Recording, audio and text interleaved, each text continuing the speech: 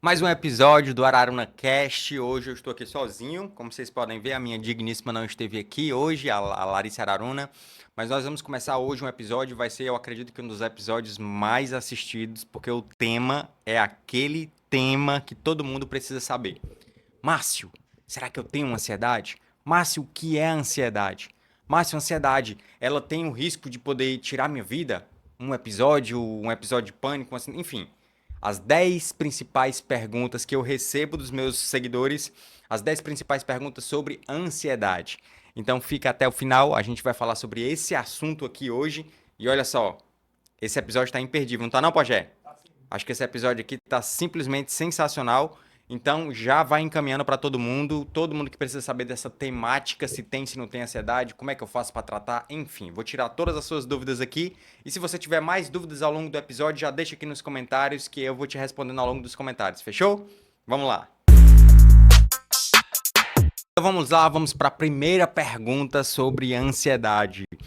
Doutor Márcio, como é que eu sei se o que eu estou sentindo é ansiedade ou se é só o estresse do dia a dia?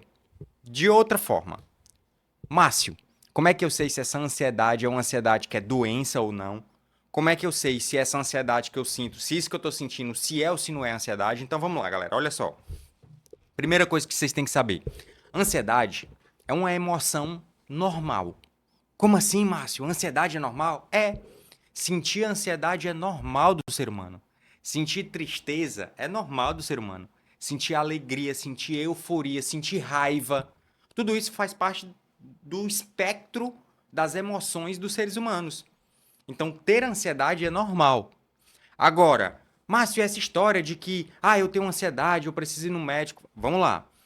Quando que a ansiedade ela começa a se tornar um problema? Quando que essa ansiedade é uma ansiedade a ponto de eu precisar buscar ajuda? Essa é a pergunta. Quando que eu sei se a minha ansiedade é uma ansiedade normal ou não? Então, olha só, preste atenção. De maneira simples, se essa ansiedade, se isso que você está sentindo, ela te traz sofrimento emocional, se isso por acaso faz você ter uma perda de performance, como assim, Márcio? Por exemplo, um professor. A pessoa acorda pela manhã, toma café, vai para a escola, vai dar aula. Se por acaso ele começa a perder a performance dele, porque ele está sentindo algo, porque ele começa a ter um sofrimento emocional. Então, se existe sofrimento, se existe queda de performance, se isso que ele está sentindo é intenso o suficiente para poder trazer qualquer prejuízo na qualidade de vida dele, isso já precisa ser visto com um profissional para saber se é uma ansiedade que precisa de tratamento. Nem sempre o tratamento envolve medicações. Nem sempre. Às vezes a pessoa tem uma ansiedade que é uma ansiedade leve. Então, quando é uma ansiedade leve, existem tratamentos que envolvem terapias de conversação. Por exemplo, a pessoa ir para um psicólogo, a pessoa ir para um terapeuta, para um psicólogo da área da psicologia e conversar, se conhecer, se entender. Márcio, será que essa história de terapia funciona mesmo? Olha só, isso aqui é algo bem interessante para a gente ver. Quando a gente prescreve uma medicação para um paciente, isso aqui é algo que eu trago, é um conteúdo que eu trago, inclusive, para os meus alunos de pós-graduação, tá? Quando a gente prescreve um psicofármaco, quando a gente prescreve uma medicação para uma pessoa que está sofrendo ansiedade, o meu objetivo com aquela medicação é fazer uma modificação no funcionamento dos neurônios. Então, olha só, a gente sabe que quando a pessoa ela tem ansiedade, existe um funcionamento alterado no meu cérebro. Aquele cérebro que era para ter uma ansiedade normal, ou seja, uma emoção como tristeza, como alegria, ele começa a ter uma ansiedade que a intensidade ela está elevada. Essa intensidade desproporcional, ela começa a gerar sofrimento, queda de performance, ou um ou outro, ou os dois. Se isso começa a acontecer, isso já significa que essa ansiedade é uma ansiedade que precisa de ajuda, beleza? Vamos lá. Eu vou ajudar como o meu paciente? Aí vai depender da intensidade, da gravidade dessa ansiedade. E aí eu vou avaliar conversando com o paciente, conversando com familiares, entendendo o que está acontecendo. Se é uma ansiedade leve, às vezes a gente consegue tratar apenas com terapia conversacional. Terapia, psicoterapia com psicólogos. Conversar com o psicólogo ajuda a pessoa a organizar os pensamentos. Isso aqui é a grande sacada. Então, quando uma pessoa ela está fazendo terapia, quando ela começa a conversar, quando o psicólogo começa a provocar a pessoa, a depender do tipo de terapia, ou seja, o psicólogo começa a fazer algumas perguntas que faz a pessoa pensar.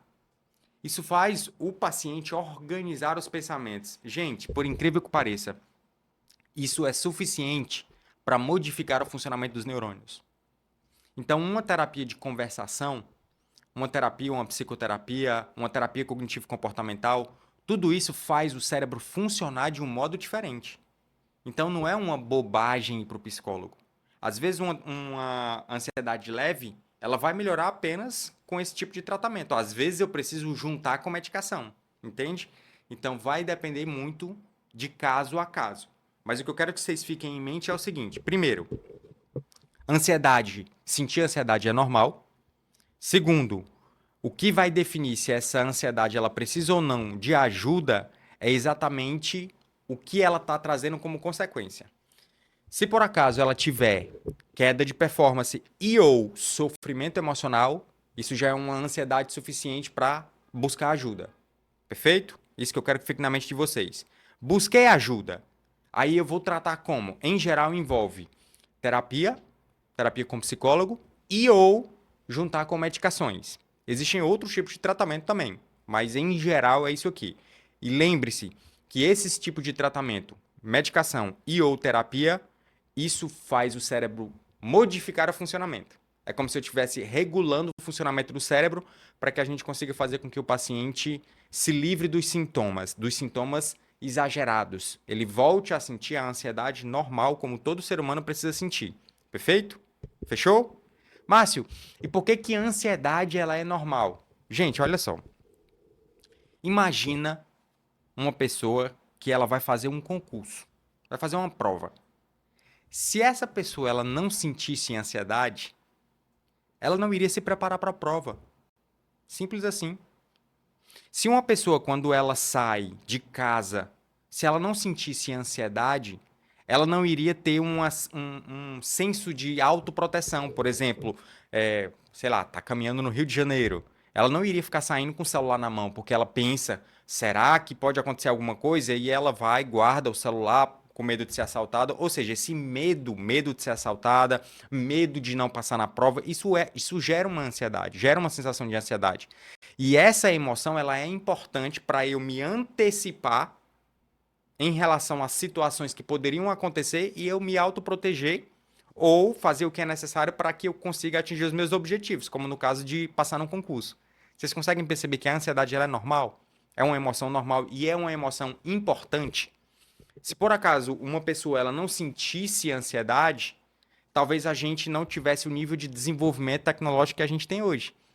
Só para vocês terem noção.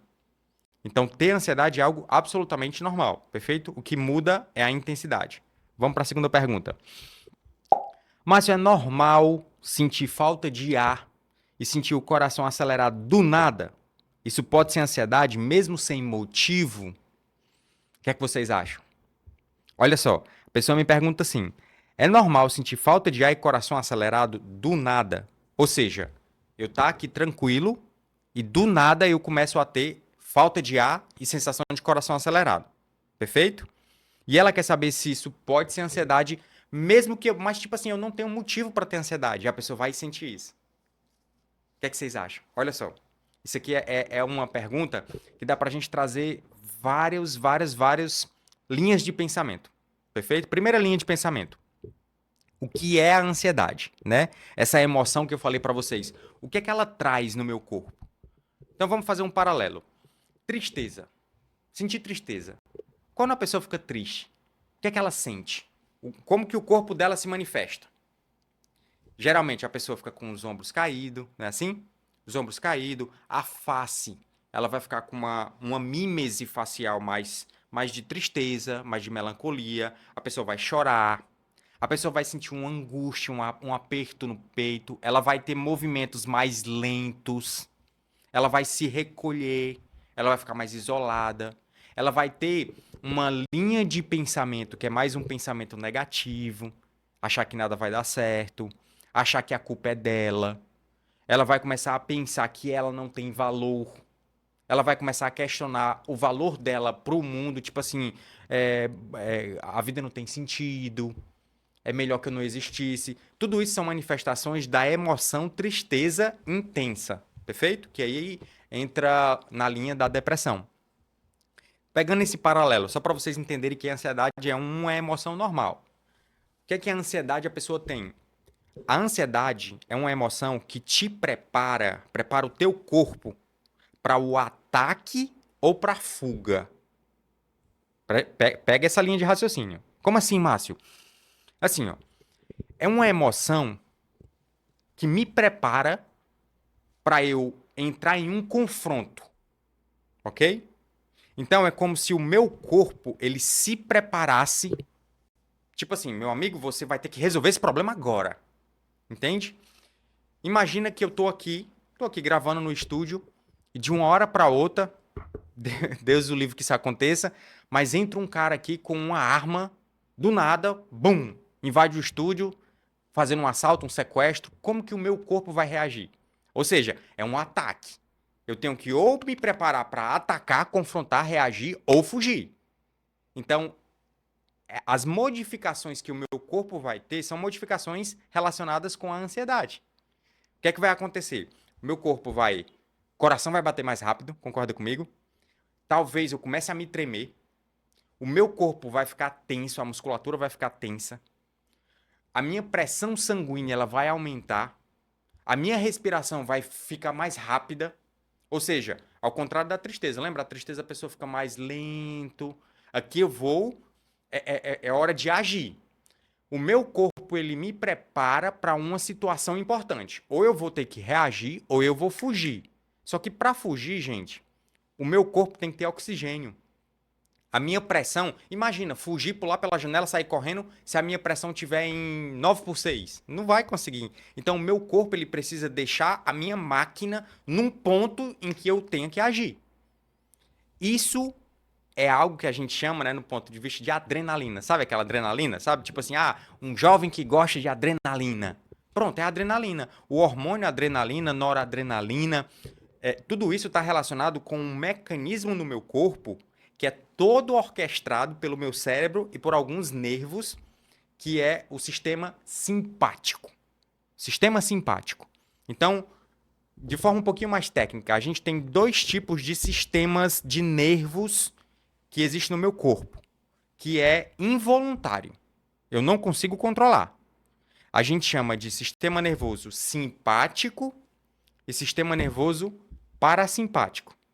Parasimpático, para de paralelo. Ou seja, existe o simpático e existe aquele que está ao lado do simpático, que é o parasimpático. O sistema nervoso simpático é toda uma orquestra de nervos e hormônios que prepara o meu corpo para o ataque ou para a fuga. Elevar a pressão, fazer meu coração bater mais rápido, fazer a minha pupila dilatar para poder entrar mais informação visual, fazer a minha pressão ficar mais alta, enfim, minha respiração ficar mais forte, o nível de oxigênio no meu sangue aumentar, tudo isso, simpático. E o parasimpático é o contrário. Então, o parasimpático é o que faz eu ficar sonolento, o que faz eu diminuir a batida do meu coração, diminuir a pressão. Então, o parasimpático é quando eu estou em um processo de descanso, um processo de digestão, digerir os meus alimentos, vou dormir, tudo isso é parasimpático, entende? Então, é como se a ansiedade ela fosse mais pro lado do simpático, falando de uma forma simples, tá, gente? E a depressão fosse mais pro lado do parasimpático. Não é tão simples assim, tá? Mas só para vocês entenderem.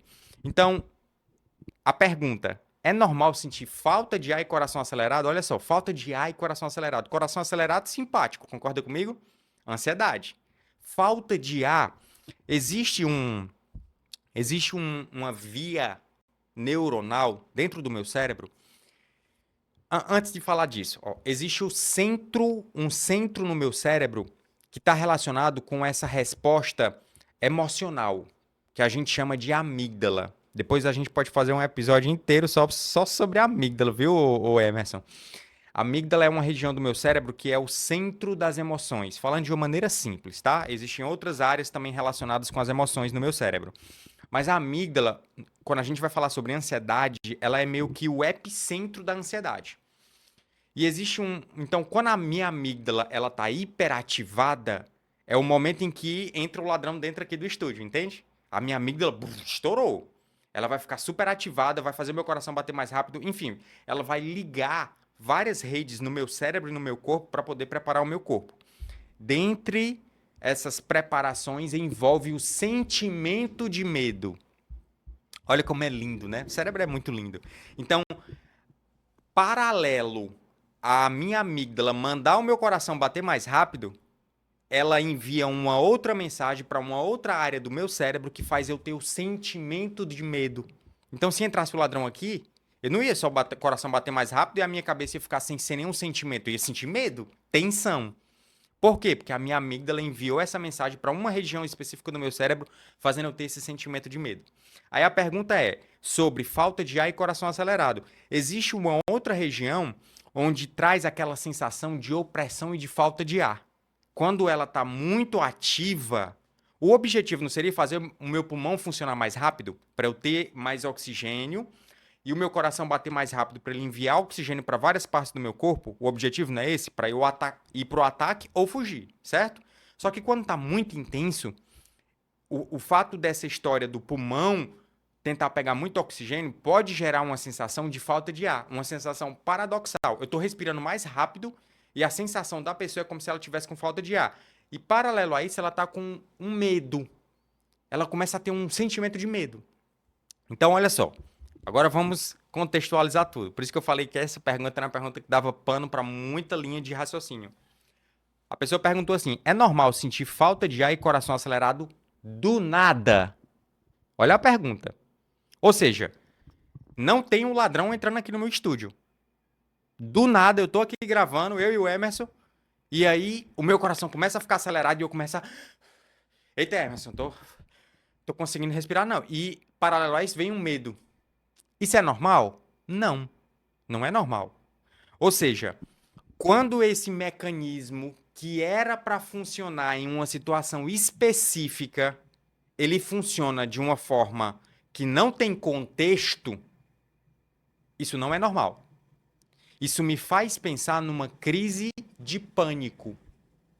Inclusive, gente, a crise de pânico, vocês já ouviram falar em síndrome do pânico, correto? Quando a gente fala em crise de pânico, a crise de pânico, ela faz parte de um guarda-chuva maior chamado síndrome do pânico, tá? Então, a crise do pânico, de forma característica, ela acontece do nada. Do nada. É como se não tivesse tido motivo para a pessoa ter todas aquelas reações. Reação de medo. Medo de quê? Entende? Então, é como se aquele circuitozinho do meu cérebro, ele foi acionado, mas de uma forma onde não tinha contexto para ser acionado. Então a pessoa começa a sentir aquilo e o cérebro começa a se perguntar: será que eu estou morrendo? Será que eu estou tendo um piripaque, como a gente fala aqui no Ceará? Será que eu estou tendo como é aquele coisinha do Chaves? Como é que o Chaves fica, não tem? Será que eu estou tendo um piripaque do Chaves aqui? Então, um dos principais pensamentos que surge nesse contexto é exatamente isso. A pessoa tem a sensação de que ela está morrendo. Nesse contexto, é comum a pessoa ir para o pronto-socorro. Aí ela chega no pronto-socorro, o médico faz eletrocardiograma, diz: olha, tá tudo normal com você, isso aqui é só uma ansiedade. Aí faz um diazepam na veia para a pessoa relaxar. Isso é uma crise de pânico. Agora, a crise de pânico, Márcio, você falou que ela faz parte de um contexto maior chamado síndrome do pânico. Sim. Então imagina que a pessoa teve uma crise do pânico dentro de um shopping, certo? Olha que doideira. O cérebro, nosso cérebro, ele começa a associar contextos com situações ruins. É engraçado que uma linha de pensamento vai puxando outra, né? Eu não sei nem se eu vou conseguir terminar esses 10 episódios. Talvez essas 10 perguntas. Talvez vire outro episódio aqui, viu, Emerson? Que é tanta coisa para falar sobre ansiedade. Mas olha só, eu não quero deixar nada de fora. Qualquer coisa a gente faz a parte 2. Imagina que a pessoa teve essa crise de pânico dentro de um shopping. Tô lá andando no shopping Rio Mar, e aí do nada, pum, coração acelerado, falta de ar. Só que não teve ladrão. O ladrão não entrou, entende? Não teve contexto. E como não teve contexto, o cérebro começa a pensar: será que eu tô morrendo? Será que tá acontecendo alguma coisa comigo? O que que acontece? O cérebro começa a associar o ambiente com a emoção ruim. Então, para aquela pessoa, é como se o shopping passasse a ser algo perigoso. Olha que coisa abstrata e doida, né? Porque o cérebro ele associa aquele ambiente àquela emoção ruim. O ambiente está associado à emoção ruim. Pum, os dois foram gravados na minha memória. Então, a crise de pânico, uma pessoa que tem crise de pânico, ela pode começar a associar o ambiente à emoção. E aí ela pode começar a evitar ir para o shopping. Ela começa a ter comportamentos de esquiva. Isso é um termo técnico, tá? Comportamentos de esquiva, ou seja, eu estou me esquivando. Eu começo a evitar sair para o shopping. Aí, imagina que ela sai de casa, ela já não anda mais no shopping. Só que aí ela tá andando na rua e ela teve, pum, outra crise de pânico. Aí ela começa a evitar sair de casa. Ela já não tava mais saindo do shopping, agora tá começando a sair de casa. Porque ela começa a pensar, se eu sair de casa e eu fui pro shopping, eu tive no shopping, agora eu tive na rua. Então a rua e o shopping é perigoso, tudo é perigoso. Eu só estou seguro dentro de casa. Ela começa a ter comportamento de esquiva. E ela começa a ter medo de ter crise. A crise é tão ruim, é uma sensação tão angustiante, eu nunca tive crise de pânico. A sensação é tão angustiante, os pacientes falam, que eles começam a ter medo de ter crise. Então eles começam, tipo assim, se eu for pro shopping eu vou ter crise, então eu não vou pro shopping. Se eu for sair na rua, o pensamento é simples, mas assim, gente, imagina que a pessoa que teve uma crise no shopping, tá? E ela tá dentro de um carro e ela passa nos arredores do shopping, ela já começa a sentir uma sensação ruim, entende? É involuntário. Lembra que eu falei para vocês que o sistema simpático e parasimpático é involuntário? Ela já começa a ter o coração acelerado, ela já não é naquela intensidade, mas ela já começa a evitar o shopping. Então, quando a pessoa começa a ter medo de ter crise e comportamentos de esquiva, isso já começa a se transformar numa síndrome do pânico. Sem dúvida, essa pessoa precisa de ajuda. Então a pergunta era assim: é normal sentir falta de ar e coração acelerado do nada? Não, não é normal. Isso pode ser uma ansiedade sem motivo?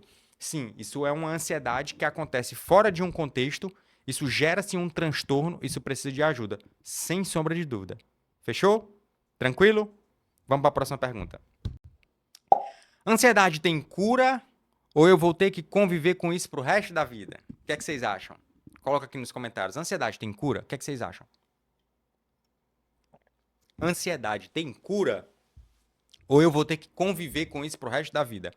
Como eu falei, a ansiedade, ela é uma emoção normal. Então, tipo assim, tem cura a emoção ansiedade? Gente, mas a ansiedade é uma emoção normal. Agora vamos melhorar a pergunta. Transtorno de ansiedade, ou seja, aquela emoção que estava desproporcional, gerando sofrimento e ou queda de performance. Tem cura? Gente, falar em cura na medicina é algo um pouco delicado, tá? Porque o que é que significa cura? Cura significa você fez o tratamento, tá livre. Vida que segue. Dá um tapinha nas costas, tchau. Vou dar um exemplo. Infecção urinária. Tive infecção urinária, tomei antibiótico, vida que segue. Pode ser que eu tenha outra infecção urinária lá na frente, mas aquela curou. Agora, ansiedade, pressão alta, diabetes, a gente fala em tratamento. Tratamento. Quando a gente fala em tratamento, a gente fala assim, esse tratamento ele é eficaz? É eficaz. É um tratamento eficaz. Ou seja, é um tratamento capaz de fazer com que a doença entre em remissão. Isso aqui são termos técnicos, tá? Mas o que é fazer a doença entrar em remissão? É fazer com que a pessoa não tenha mais sintomas. É possível, Márcio, eu fazer o tratamento, eu colocar a doença em remissão, a pessoa ficar sem sintomas, passar um tempo e eu não precisar mais fazer tratamento, ou seja, eu tirar remédio, não precisar mais fazer terapia? É possível? É possível. É possível. Cada caso é um caso, tá? Mas olha só, Em geral, quando a gente entra com a medicação para tratar a ansiedade, o nosso objetivo principal, primeiro objetivo é zerar sintoma. Zerar sintoma. Segundo objetivo é retirar o remédio. Então, assim, para eu retirar o remédio, atingir o meu primeiro objetivo, agora vamos pensar no segundo objetivo. Primeiro, eu preciso de um tempo de tratamento. Lembra que eu falei que o objetivo do remédio, o objetivo da medicação é fazer o cérebro funcionar de uma forma diferente? É um circuitozinho, uns fiozinhos, falando de uma forma simples, que estava funcionando de forma exagerada. Eu vou agora usar a medicação para ele voltar a funcionar de forma normal. Ó, para quem tá desde o início aqui do episódio, eu vou resumir tudo de uma forma muito, muito simples. Sentir ansiedade é uma emoção normal. O que diz se essa emoção é transtorno ou não, ou seja, doença ou não, falando de uma forma simples, é a intensidade do sintoma. Então, quando a emoção ela está numa intensidade que é desproporcional para a situação, isso tá normal, ok? Então é questão de circuito. Se eu vou pensar, o neurologista ele pensa sempre em circuito cerebral, fiozinhos, ok? Fiozinhos. Então existem uns fiozinhos no cérebro que eles estão funcionando de uma forma exagerada. Se eles estão funcionando de uma forma exagerada, o que é que a medicação faz? E a terapia conversacional também, tá? Terapia cognitivo-comportamental, psicoterapia são capazes de fazer isso. Eu vou fazer o circuitozinho que estava funcionando de forma exagerada voltar a funcionar de uma forma normal, ok? Então imagina o fiozinho que está direto disparando. Estou falando de maneira bem simples, como se você que está do outro lado tivesse 7 anos de idade, tá? Imagina o fiozinho funcionando assim, ó, funcionando bem rápido. O que é que eu vou fazer? Vou fazer ele disparar numa frequência normal, fazer tá, tá, tá, tá. O neurônio ele funciona, a informação que ele passa para o cérebro é através de frequências de disparo, tá? Então a gente consegue ver exatamente isso. Então eu vou fazer ele voltar a funcionar de uma forma normal. Agora, onde que eu estou querendo chegar? Quando eu entro com a medicação, não adianta eu usar a medicação por um mês. Porque se eu tirar o remédio ali, volta a funcionar como era antes. Eu tenho que fazer o meu cérebro mudar o funcionamento dele para a forma normal. E eu preciso, é meio que eu preciso, tipo assim, dar tempo pro cérebro aprender a funcionar daquela forma normal. Entende? Falando de forma como se fosse um aprendizado. É como se eu estivesse ensinando o cérebro a funcionar daquela forma, de uma forma normal. E a pessoa vai viver, vai pro trabalho, vai voltar pro trabalho, e o cérebro tá aprendendo a todo instante. Ah, então eu não preciso ter medo de andar no shopping. Então, olha, voltei a andar no shopping, que legal, não tô mais sentindo aquelas coisas. E ela vai pro shopping uma, duas, três, quatro, usando a medicação. Então, tudo isso é aprendizado. Paralelo a isso, ela tá indo pro psicólogo, tá conversando. Olha, eu fui pro shopping, consegui enfrentar isso. Eu tinha uma paciente minha que ela teve uma crise de pânico dentro da academia. Típico, típico. E aí ela passou a ter medo de ir pra academia. Ela amava a academia. Mas olha que interessante. Quando ela entrava na academia, ela já começava a ficar nauseada. Ela já começava a ficar com vontade de vomitar. Quando ela passava na calçada da academia. E isso foi evoluindo, evoluindo, aumentando. Aí começou a acontecer na igreja também. Interessante, né? E aí, quando começou o tratamento, ela começou a responder super bem. Aí ela voltou aí pra academia, voltou aí pra igreja. Aí acontecia um episódiozinho ou outro, só que numa intensidade mais leve. Aí eu mexia na medicação, trabalhava na psicoterapia. Ou seja, em paralelo, eu tô ensinando o cérebro.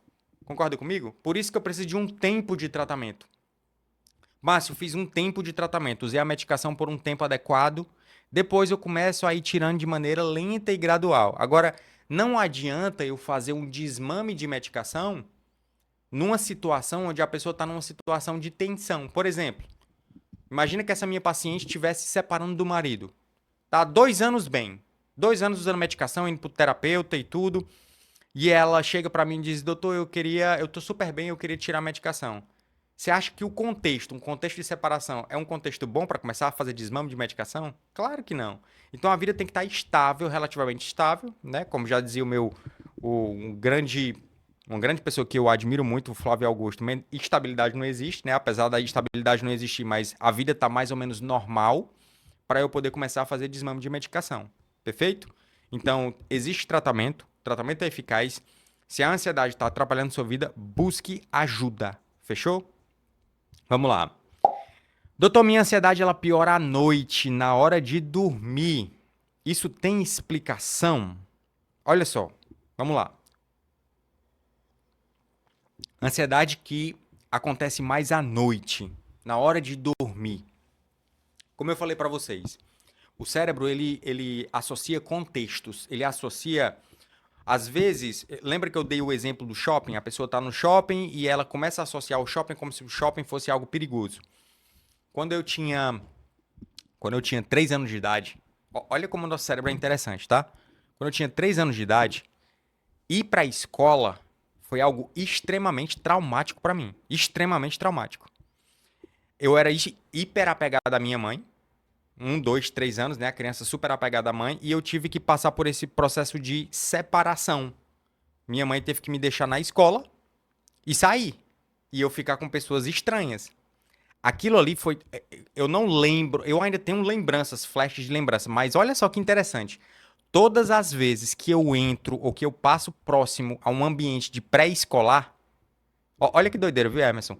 Quando eu sinto o cheiro de giz de cera, tinta guache, lápis de cor, cheiro de pré-escolar, cara, me dá uma sensação de angústia. E isso por conta que nos meus 3 anos de idade eu tive essa síndrome do pânico, só que no shopping, entende? Eu consigo entrar, não é algo, não é um transtorno, eu não preciso fazer tratamento para isso, eu consigo entrar nesses ambientes. Mas o meu cérebro tem a memória ainda de que aquilo ali é algo potencialmente perigoso, entendeu? Ou seja, onde que eu tô querendo chegar? A pessoa pergunta se a ansiedade à noite, na hora de dormir, tem explicação. Pode ter acontecido alguma coisa nesse horário para o teu cérebro associar e você começar a ter essa sensação de angústia nesse momento. Entende? Então a explicação seria essa, as associações que o meu cérebro faz. Existem também explicações do ponto de vista hormonal, tá? O nosso corpo ele produz hormônios de uma forma cíclica. A gente chama isso de ciclo circadiano. Exemplo, no início do dia, o meu nível de cortisol é o nível de cortisol de uma determinada concentração. Ao longo do tempo, ao longo manhã, tarde e noite, esse nível de cortisol ele oscila. Do mesmo jeito, um outro hormônio chamado melatonina. É um hormônio que ele está mais alto no período da noite, por exemplo. Então, existe esse ciclo de hormônios. Então, do ponto de vista fisiológico, pode ter alguma associação hormonal junto com o contexto, sempre com o contexto. Teu cérebro aprendeu algo nesse horário, aconteceu algo nesse horário que é uma sensação ansiogênica no período do anoitecer, tá? Outra explicação possível. Existe um fenômeno que isso é super comum nos pacientes que sofrem de demência. Um fenômeno que é o fenômeno do entardecer, o fenômeno do pôr do sol.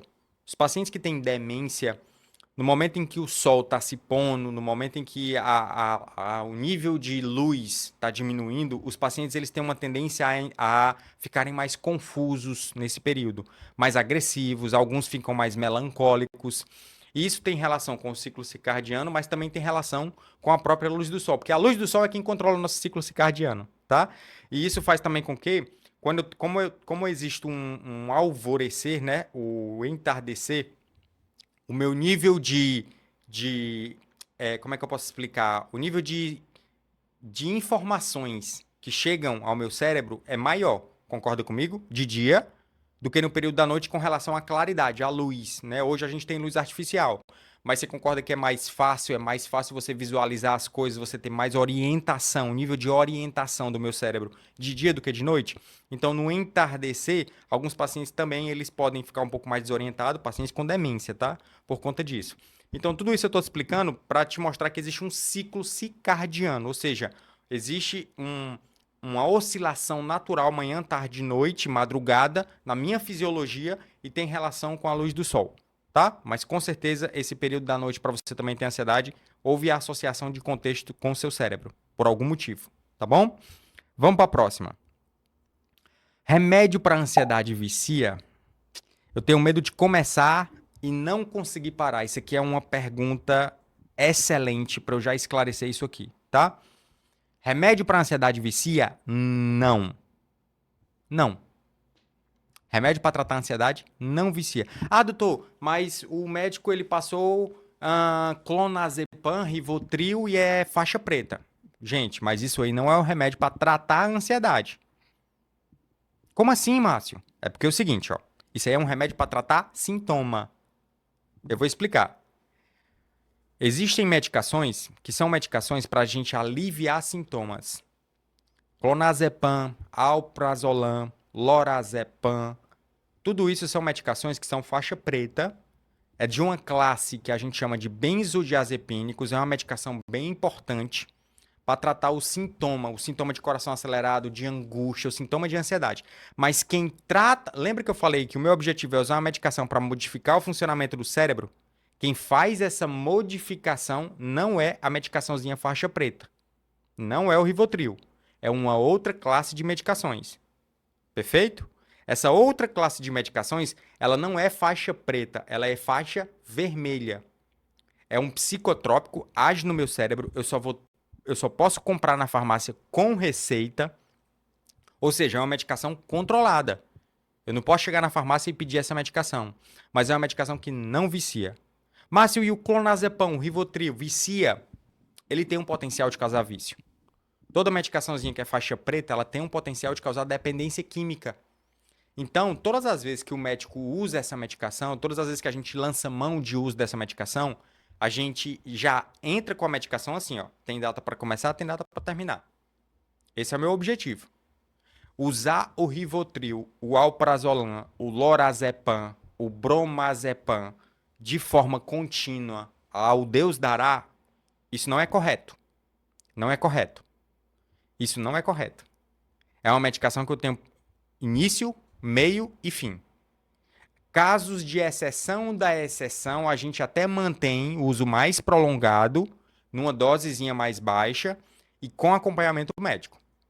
Existem casos que são super graves, exceção da exceção, casos em que o contexto social é muito ruim, entende? Então, tipo assim, o ideal na prática, na teoria, a teoria é muito linda, na teoria é usar a medicação, ir para o psicólogo, aprender, ter aprendizados, enfim, fazer o cérebro criar boas conexões, começar a tirar a medicação. Mas, gente, tem gente que vive em situações sociais lamentáveis. Tem gente que, por exemplo, a esposa tá cheia de ansiedade, quando chega em casa o marido bate nela. O médico não vai conseguir resolver esse problema social. Então, tem situações em que a pessoa acaba usando a medicação que é faixa preta, que eu deveria ter ficado por um bom tempo. Desculpa, a medicação faixa preta que eu deveria ficar por pouco tempo, eu acabo tendo que estender o tempo porque o contexto social é muito ruim. Entende? Porque a pessoa está sempre ali exposta a situações ansiogênicas e tem que acabar usando a medicação mesmo. Mas o ideal é eu tirar o quanto antes. Perfeito? Não é bom para o cérebro usar medicação benzodiazepínica ao Deus dará. Não é interessante. É como se o meu cérebro, que era para funcionar nesse nível, ele começa a funcionar no nível mais baixo. Porque são medicações que elas inibem o funcionamento do cérebro. Falando de uma maneira simples, tá? Ou seja, eu vou dar uma inibida, eu vou dar um slowdown ali para o cérebro. Tá? Então, o nível de inteligência, o nível de pensamento, o nível de velocidade de processamento não é o mesmo quando a pessoa está usando benzodiazepínicos, medicaçãozinha faixa preta da classe dos PAN. Clonazepam, alprazolam, bromazepam. Ah, Márcio, uso alprazolam há 5 anos. É porque você com certeza não está seguindo com o médico há 5 anos. Com certeza você parou de seguir o médico, está só renovando a receita e acha que isso é saudável. Não é saudável, tá? Não é. Ah, doutor, mas eu só durmo com essa medicação. Não, conversa. Dá para dormir com outras coisas também, tá?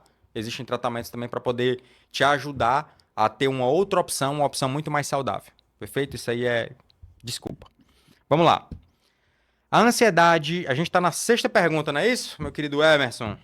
Emerson aqui nos bastidores, o famoso pajé. Famoso pajé. Coloca aí no comentário, gente. Pajé, mostra a cara. Vamos lá.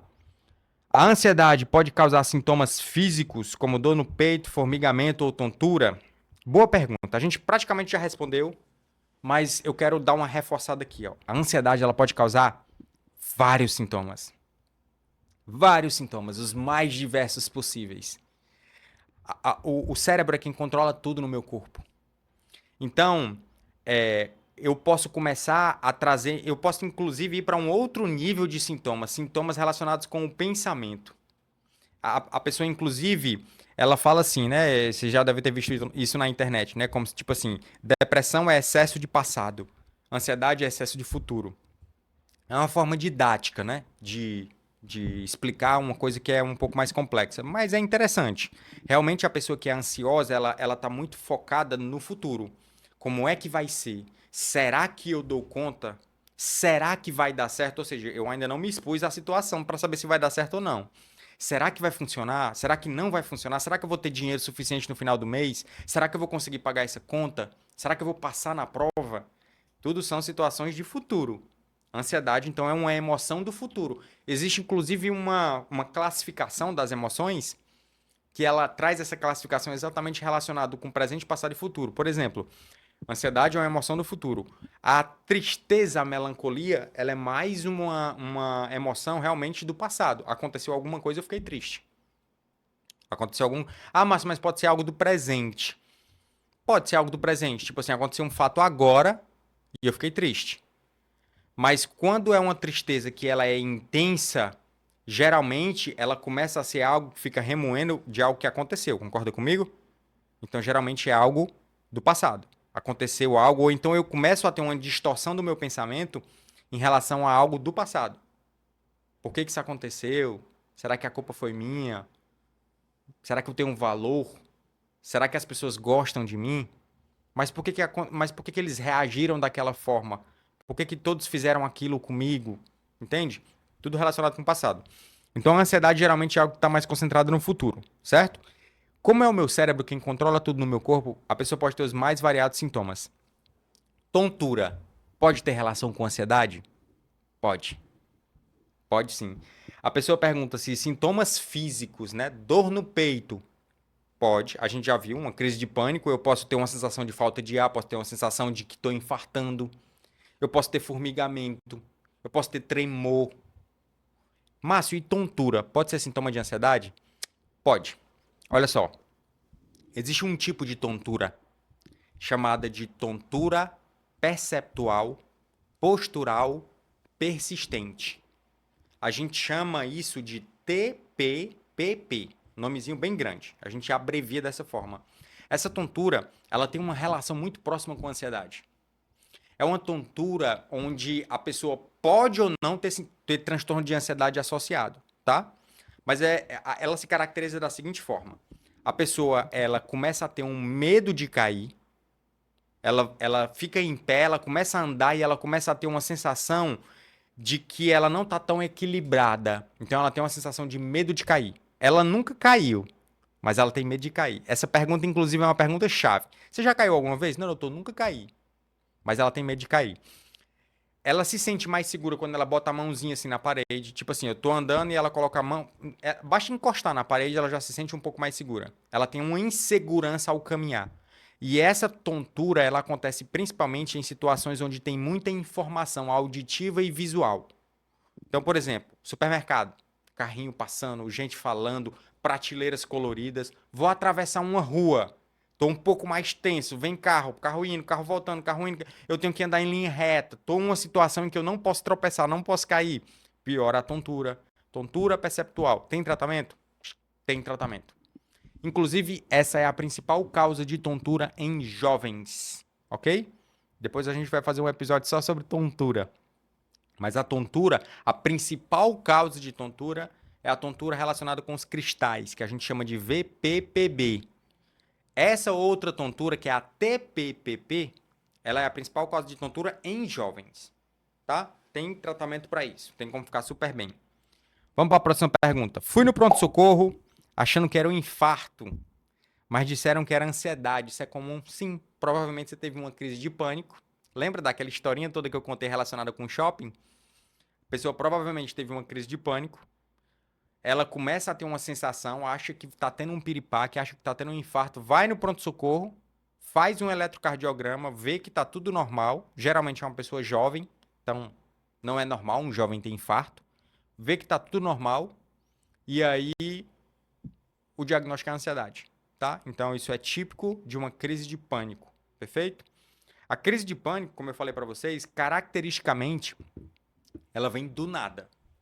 Mas a crise de pânico ela pode acontecer em situações previsíveis. Por exemplo, existe um tipo de ansiedade chamado de ansiedade social. Transtorno de ansiedade social. A pessoa ela tem medo de se expor ao público. Só que não é um medo normal, não é uma ansiedadezinha, um gelinho na barriga. Ela tem um pavor. E essas pessoas elas podem inclusive ter crises de pânico nessas situações. E ela pode saber, tipo assim, não, se eu for precisar apresentar esse trabalho, eu vou passar mal, que é uma crise de pânico. Então, a crise de pânico ela também pode acontecer em situações já esperadas, tá? Como, por exemplo, na ansiedade social. Perfeito? Vamos pro próximo.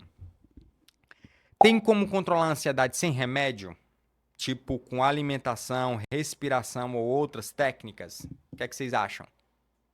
Sim, tem. Como eu falei, uma ansiedade mais leve a gente trata sem remédio, sem medicação. A pessoa pode tratar apenas com psicoterapias. Existem terapias altamente efetivas. A terapia cognitivo-comportamental ela tem evidência científica de tratamento na ansiedade. Então a pessoa ela aprende várias técnicas que incluem respiração, controle do pensamento, mindfulness, ou seja, uma meditação, onde ela começa a se concentrar, a estimular o foco de atenção dela para o agora, para o presente, para o agora. Ela pode inclusive focar a atenção na própria respiração. Isso faz com que ela comece a acalmar aquele sistema simpático que está super agitado, lembra? Então isso funciona assim, tá? Aí olha só, o que eu quero pegar aqui dessa pergunta importante é que ela falou assim: alimentação ou outras técnicas. A alimentação tem relação com ansiedade? O que é que vocês acham? E aí? Será que a alimentação tem relação? Não é que a alimentação em si, sozinha, ela vai tratar a ansiedade. Mas vocês concordam comigo que é mais fácil o cérebro funcionar de uma forma ruim quando ele está com o metabolismo quebrado? Vocês concordam comigo?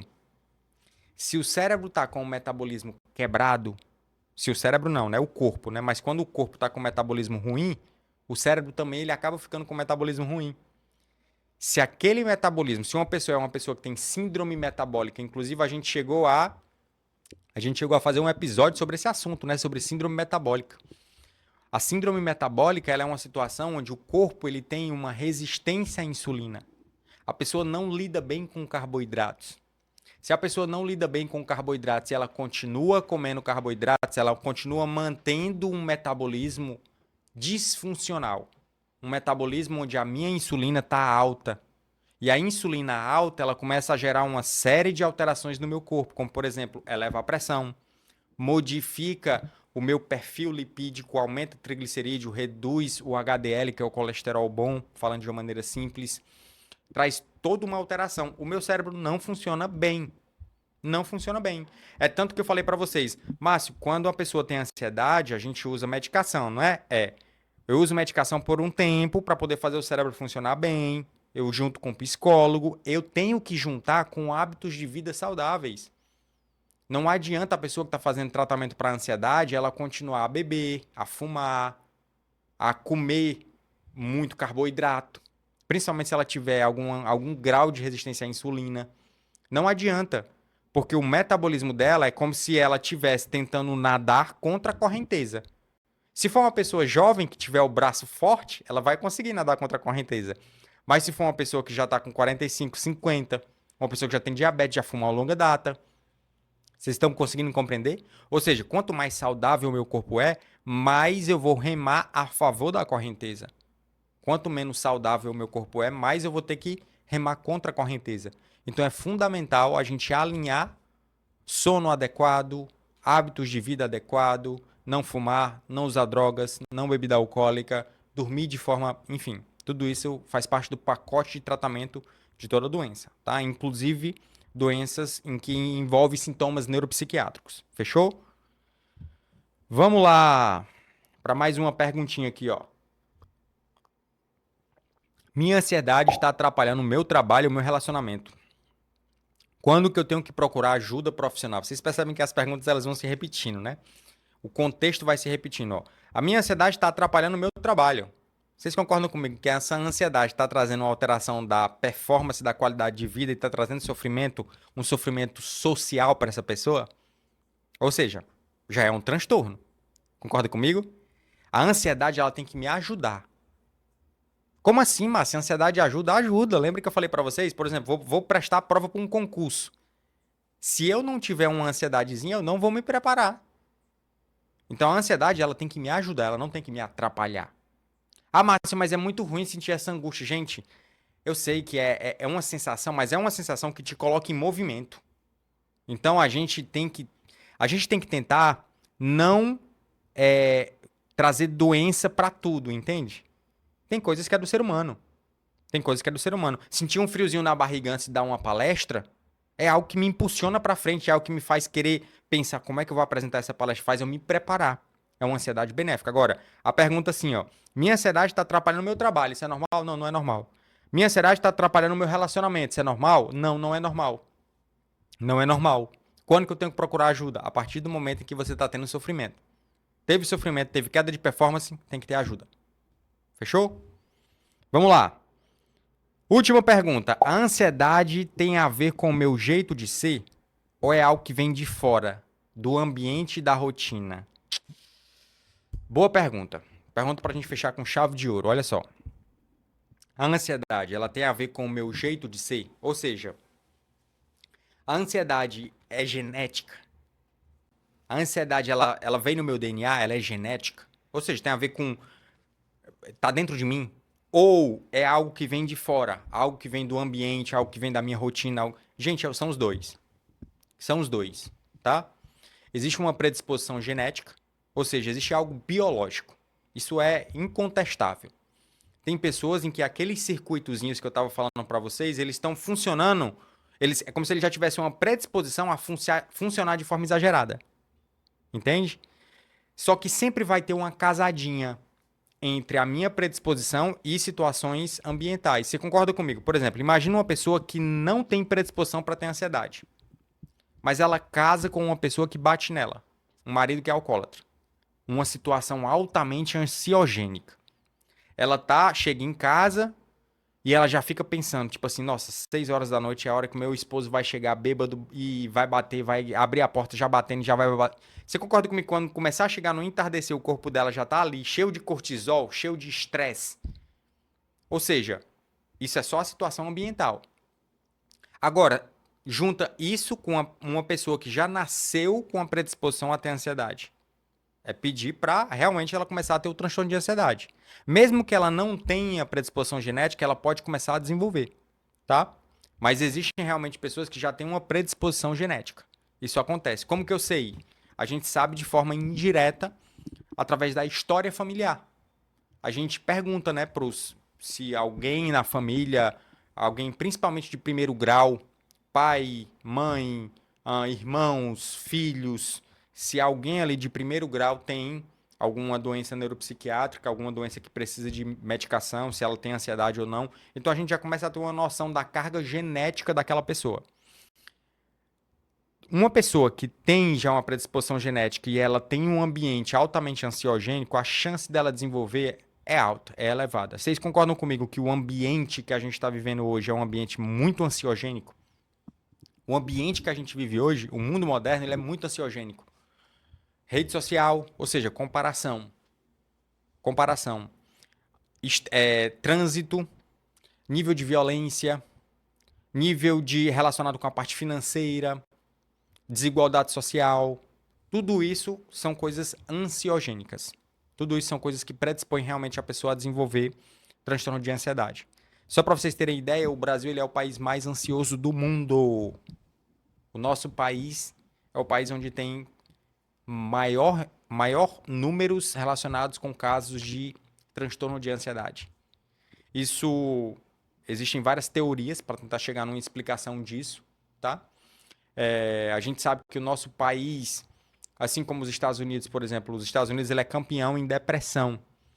Nós, do ponto de vista de metabolismo, a gente está caminhando para ser realmente um país bem obeso, bem acima do peso, com muita gente com diabetes do tipo 2, resistência à insulina, ou seja, síndrome metabólica.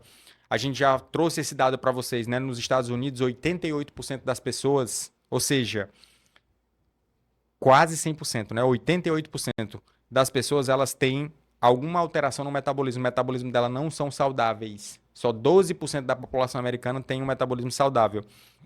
A gente consegue extrapolar esses dados aqui para o Brasil. Com certeza, acima de 80% das pessoas no Brasil têm um metabolismo que não é saudável. E, Márcio, por que você está falando de metabolismo se o tema é ansiedade? Porque tem tudo a ver, gente. Existe um psicólogo chamado Christopher Palmer. É um cara de Harvard, que é o cara que mais estuda esse assunto. É um cara que ele junta, ele está começando a juntar as pecinhas e começando a trazer essa ideia de que os transtornos neuropsiquiátricos, eles têm realmente uma correlação muito alta com o metabolismo. E faz todo sentido. Se o meu neurônio, o metabolismo dele não está funcionando bem, aquele neurônio não vai funcionar bem. O neurônio é o fiozinho. Se o fiozinho não dispara bem, vai haver transtornos. Então, existe sim essa correlação entre metabolismo e sintomas neuropsiquiátricos. Fechou? Show? Gente, foi um prazer enorme estar aqui com vocês. Mais uma vez, olha só, já coloca aqui nos comentários a sua dúvida. Vai ser um prazer poder responder essas dúvidas, tá? Encaminhe esse episódio para quem você acha que tem ansiedade, que precisa ver esse episódio. Você pode, inclusive, encaminhar e pedir para ele assistir exatamente qual pergunta ele tem que assistir. A gente falou aqui as 10 principais perguntas que eu recebo no meu Instagram para poder tirar as dúvidas de vocês, tá bom? Forte abraço, esse é mais um episódio do Araruna Cast. É um prazer estar aqui com vocês sempre, toda quarta-feira a gente está lançando um episódio novo, então já divulga para seus amigos, fechou? Forte abraço.